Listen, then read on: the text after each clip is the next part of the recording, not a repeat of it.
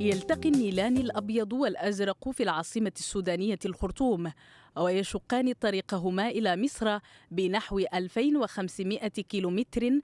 سد النهضة إلى الواجهة من جديد. هذا السد إذن الذي تسبب في جدل كبير وأزمة علاقات بين دول حوض النيل. لا توجد قوة ولن توجد قوة تمنعنا من التصرف بسيادتنا وبكل ما هو تحت سيادتنا. إثيوبيا تقول أن السد لن يؤثر على مصر، بينما ترى مصر في هذا السد تهديدا لنيلها مانح الحياة. قال رئيس الوزراء أبي أحمد كلاما يفيد بأن مسار بناء السد الذي تسلكه أديس أبابا لا رجعة عنه مهما كان حجم المعارضة ضده.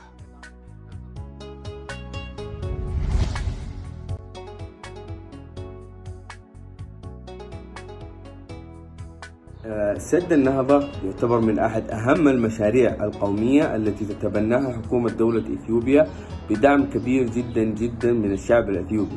سد اسمنتي يبلغ ارتفاعه 170 وعرضه 1800. عند اكتمال بنائه حيخزن 75 مليار متر مكعب من المياه.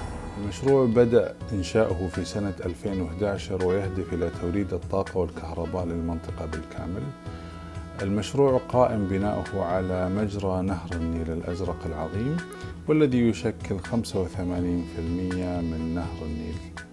على بعد 40 كيلومتر من الحدود الأثيوبية السودانية، ومساحة البحيرة 1800 كيلومتر مربع.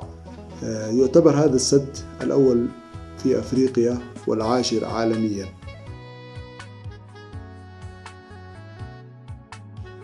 وله فائدة كبرى لإثيوبيا.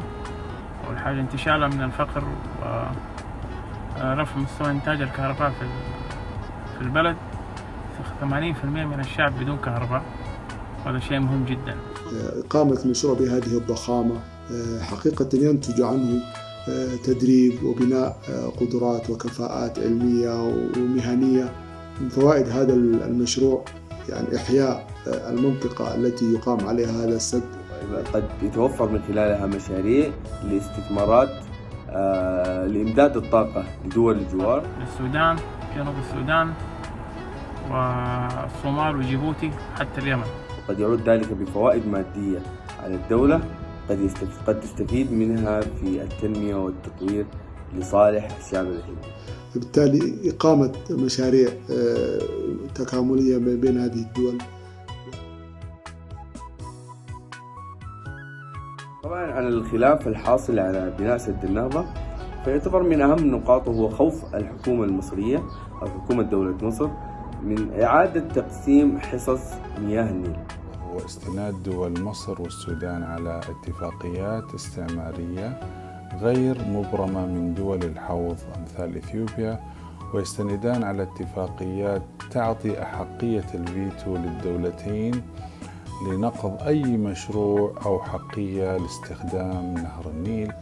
فبالتالي يعني يتوقعون أي مشاريع تقام على نهر النيل ستكون بالنسبة لهم يعني تكون خصما على يعني فائدته. السودان ما عندها خلاف يعني واضح، تقريبا شبه يعني موافقة، إلا بخصوص أنه اتفاق على فترة المدة.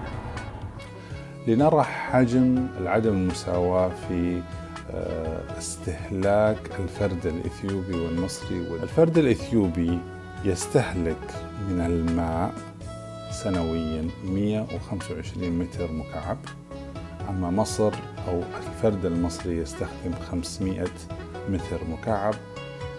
نصيب الفرد الإثيوبي من استهلاك الكهرباء هو 65 كيلووات، في المقابل نصيب الفرد المصري من استهلاك الكهرباء هو 1500 كيلووات.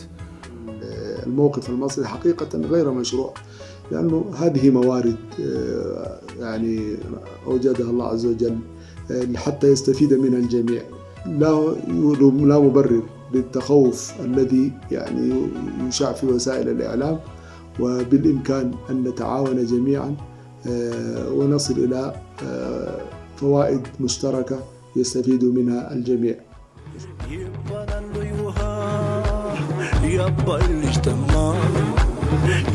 الاجتماع ياباي لجتماو تياباي يالبات تياباي قرنك ما تبواني ساتان قتولي تياباي يالبات بشاباي من أساس باتي هون زور اللان